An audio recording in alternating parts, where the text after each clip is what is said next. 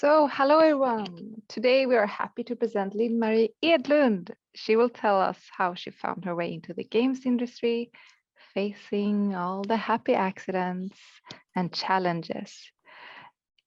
Please feel free to share your presentation with us.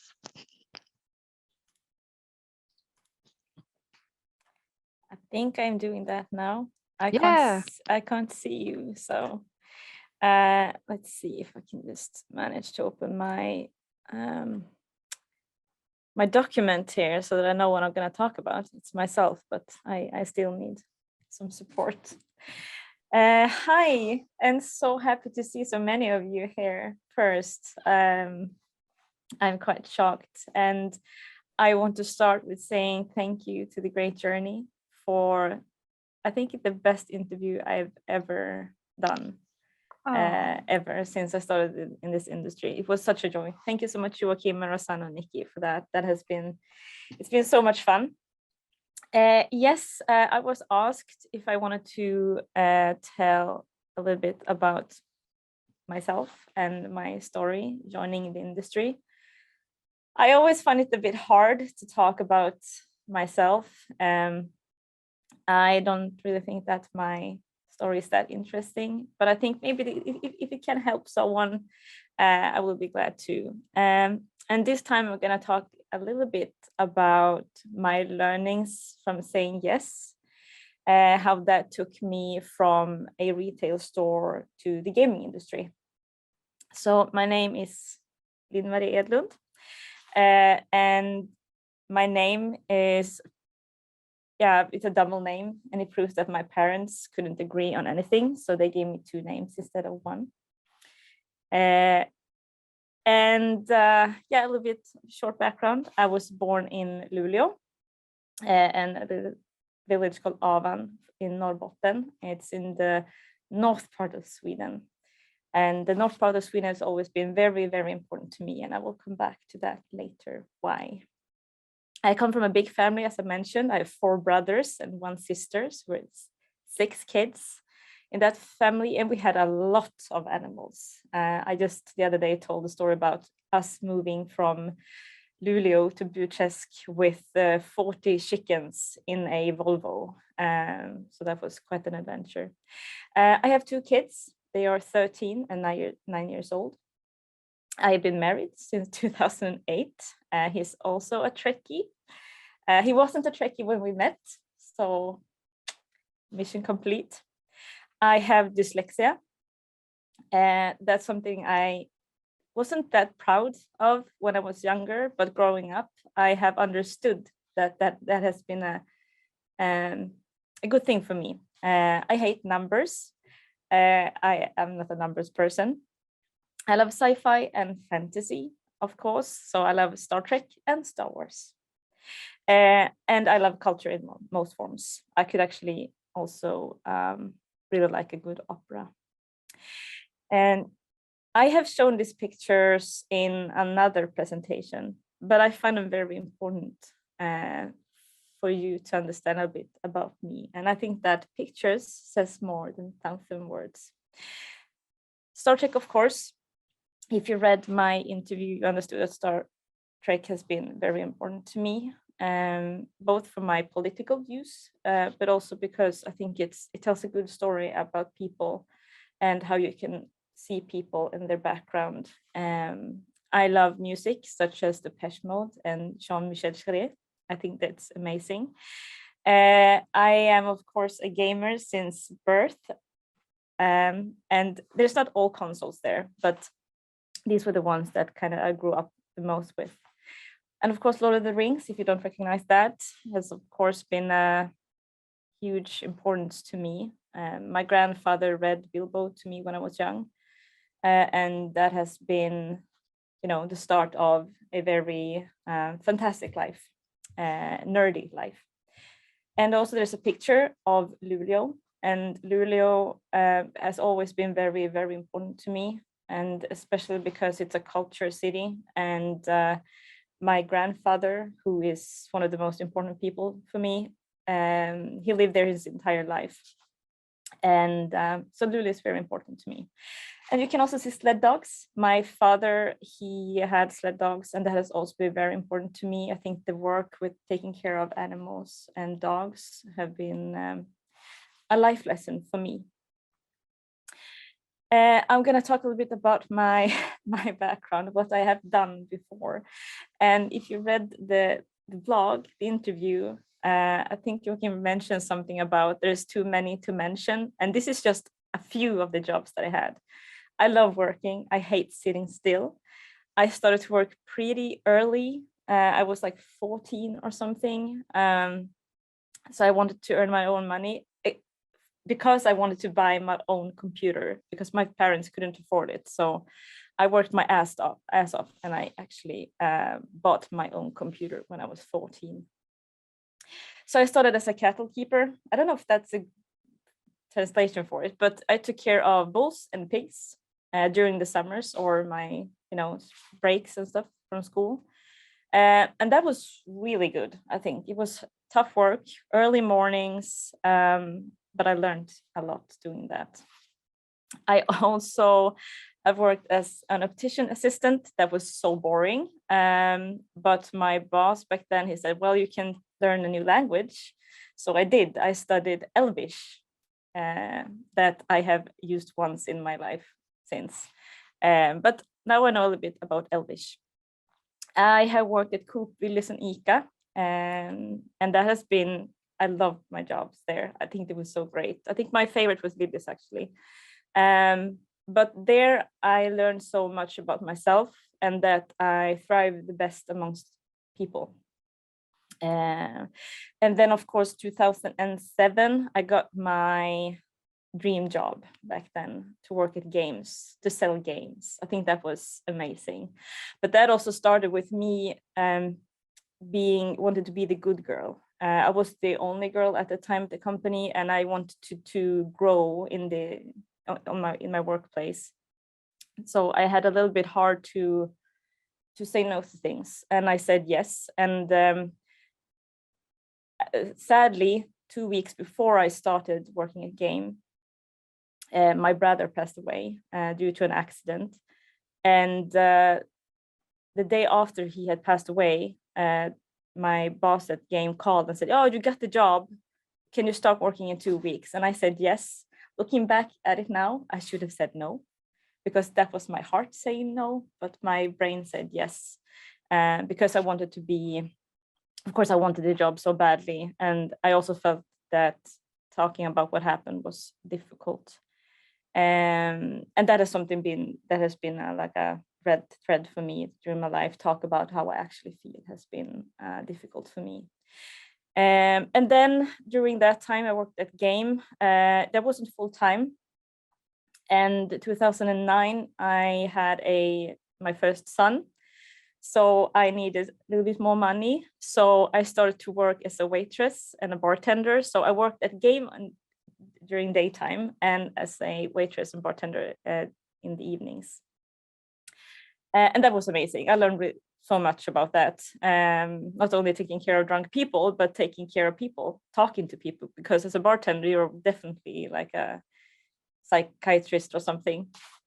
That was really good. And then after a while, I felt I couldn't have 2 jobs. So I started working at Teknikmagasinet, where I actually stayed for 8 years. And I was, in the end, I actually ended up being the assistant store manager when my boss went on parent leave. So that was really good. I learned very, very much from that. And one day, I think I have told this story so many times, it feels like it's going to be different every time I tell it. But I saw that I have at least one person from Nordtrend here, so you will recognize this. But at 2017, this guy came into to my job at Teknikmagasinet, and he said, "Oh, you're a Trekkie. Don't you want to show your Star Trek collection at Nordtrend?" And for those of you who doesn't know about Nordtrend, I'm going to tell a little bit more about Nordtrend. First, it's a huge culture event that's for 3 days, and it's one of Scandinavia's biggest nerd festival. It's nothing like you have ever seen.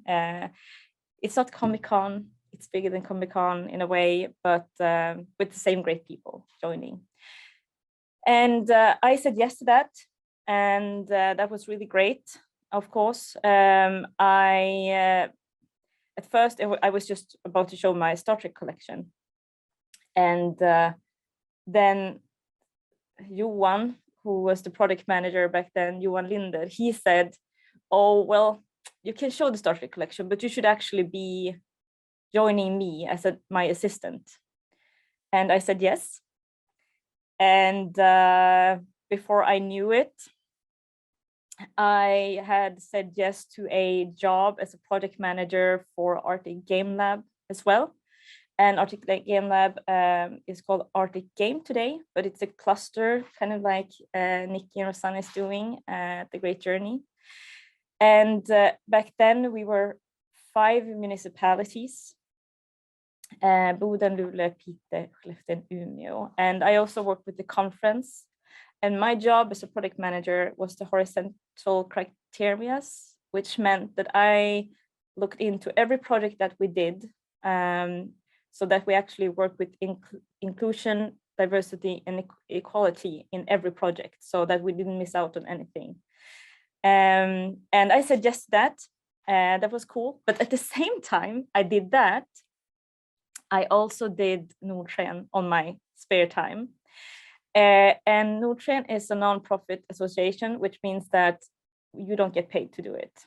I did get paid during the event, but not at all during the whole planning year. So, and I think I worked kind of like 200% throughout the years from 2017 to 2019.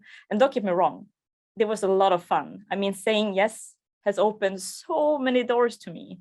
I have met so many amazing people throughout the years. So it's been mostly, of course, fun, but really tough, really hard.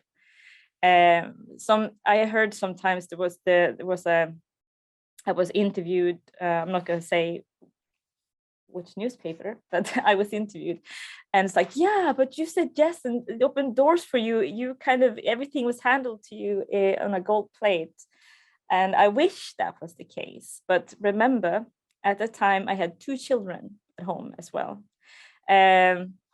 So saying yes to everything, I said yes to being the chief marketing officer because there was no one who could do it. I was the community manager. I took care of the meetings with the municipality. I was the partner relations manager. I was the face of Nordsken. And also something that I really like about Nordsken was that I understood that I need to create a safer environment for the people that work with me, to make sure that they can say no to me, because I was starting to understand that I said yes all the time, and I could see the people around me doing the same thing. But I realized kind of like along the way that I don't know if they want to say yes, or do they feel that they can't say no. So a lot of the meetings I had, like, if you don't want to do it, it's okay to say no. And just to say that to someone, I mean, I wasn't there, I wasn't hiring them. They were enthusiasts. They were working with me, not for me, because but again, for me, it was my responsibility to make sure that they felt that they were safe enough to say no. So this is some pictures from Nordsken. I am always very like teary-eyed when I go through these pictures. It's too nice to see, because sometimes when, because I've not been in the industry for that long, it's 5-6 years now, I kind of forget the things that I have accomplished. Sometimes it feels like I have done nothing. So when Niki contacts me and wants me to, tell you about my story, it doesn't really feel that I have done anything. And then I look at pictures and then I remember that I've done plenty of things. And saying yes also took me on my life's journey. I worked for Arctic Game Lab for 2 weeks. And then my colleague said, "You're going to Tokyo in like a month." And I was like, "Really?"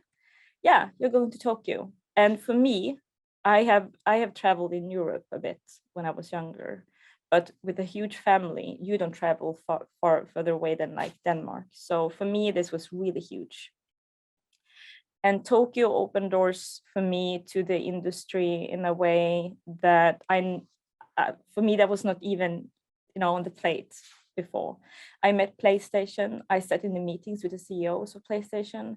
I sat across the table of like seniors from the industry and told them about my story, and one of them is still one of my friends. So I think that's really cool. I also met Goodbye Kansas at this trip, and I will come back to that afterwards. I went to Gamescom. I had been at Gamescom before, but not as a business, within the gaming industry. I went to San Francisco and to GDC. That was also crazy. And one of the things I'm most proud of, actually, one of the things I'm proud of, is that I'm a Women in Games ambassador. Because when I started to work in the games industry, before that, I used to play a lot of Counter-Strike, and I was kind of competing back in the days before it was cool. And I actually left gaming for 6 years because I was so tired of the sexual harassment. And then when I came into the gaming industry, I was a bit shocked because I felt that, okay, things had happened, but not by far as much as I hoped. So with the Me Too movement and everything, being an Women in Games ambassador have helped me a lot, and not only helped me like in my professional life, but also I have met a lot of friends there where I can, be in a safer environment and talk about the issues that I've had, like learning how to say no. I told you that I worked for Goodbye Kansas, and as you can see, it was a really fun workplace. I will not say that we looked like that every day, but sometimes we actually did. I mean, if you have a job where you can go walk around in your Star Trek uniform, I mean, that was so nice. But I felt that I wanted to grow a bit. And we're going to come to another wonderful yes, and I'm so happy I said yes. That was when Per-Arne, my boss now at Amplifier Game Invest, asked me if I wanted to work with them. And back then, they used to be Goodbye Kansas Game Invest, but then Embracer came in, and he wanted me to join them on that journey. And back then we were only 4 people. As you can see now, we're 19-20 people now. So that's amazing to see how we have grown. I work for Goodbye Kansas. I work at Amplifier now. I've done so since 2020. I think it's on the paper, it's 2020. Just when the pandemic hit. So we have talked about my journey, how I entered the gaming industry, and the things that I have said yes to a lot of times. And this is how I felt, especially in 2019. Saying yes too many times comes with a price. And 2019, the day after I had the Nordsken event, I crashed totally. I started to bleed a lot of nosebleed. It was just, my body just shut down. I don't know if I want to say that I was running into the wall or I was burning in both ends, but there was something that happened after me of years saying yes, doing things all the time, not even had breaks during my breaks. So what happened that to me after that is I have bad memory since then. Like everything I do, I need to write, like post-its are my best friend. For me, that was a big learning. I understood that I needed to make a change. And what I was taught to do is to write down everything that I had said yes to, and then to bring out some things I didn't want to say yes to, but I did anyway. And I like to picture everything in like pictures. Like for me, my yeses have been my sword, and I've always had my sword. That's kind of the things that I've had. The sword has been a yes, and it brought me to the game industry. And because saying yes have given me so much, I thought that was the way. This is the way. But for not really realizing what, saying yes to other people and saying yes to projects, it's been fun. But thinking about the things that I missed during that time. For example, I had, as I told you, 2 young kids at home. I had family back home, and when I was working, when after they went to bed, I was working all the time. And of course, today I would say it was of course worth it, but it was not worth it because I missed so much, and also because my body took a toll. I could definitely have done my journey without saying yes to everything. And one of the things, like I mentioned earlier, was that I said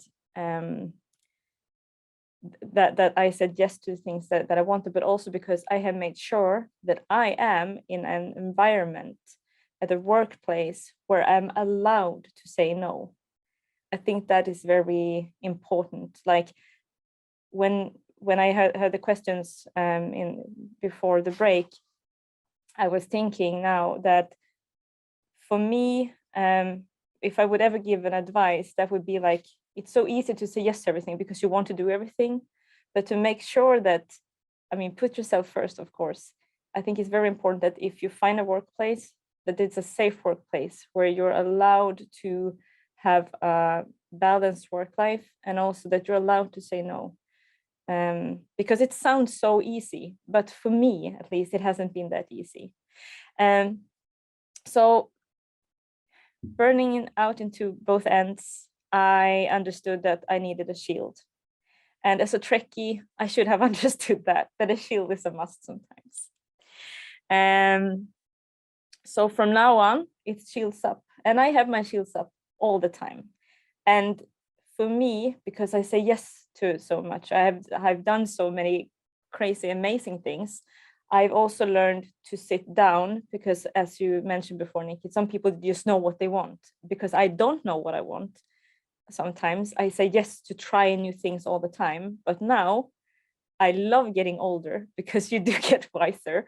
It's not only gray hair, you only get a bit wiser. Now I understand Gandalf. But I just feel that now I have this shield and I can lean back and take time to make the decision, either to use my sword or to use my shield. And sometimes there's a good combination of those two. So what I have learned and what happened when I started to say no. One was that I got more time and a better work balance. And it has, saying no sounds so harsh because, you say no to your children, and no is such a, in this mentee you did, like, no, it sounds so hard, like say no and don't tell people why you say no. It's also about the boundary. And I actually like telling people why I say no. And that's also for them to understand who I am, especially to my coworkers. I say no, I do understand what you mean, but I say no because I don't have the time or the knowledge. I feel happier about making decisions for myself. I feel way stronger. And I can also focus on things that is more important to me. That might sound like I have done that all the time because my work has always been important. But for me, when you work with something you love, the work and free time, it just blends in. You don't really know when you're working and not working. So I have learned that. And that has also been about saying no to what is work and saying yes to what is free time. And as I said, I started to grow as a person. I like myself much better today than I did 2 years ago. And I sleep better. I don't sleep much. I'm not that kind of person, but I sleep better and I fall asleep wherever I can. And now I also respect myself more. before I say thank you to everyone, I want to give you one last advice, and that would be, if it feels okay, it's always okay to say yes, but make sure that you are in a safe environment where it's okay to say no. And a no can also open doors.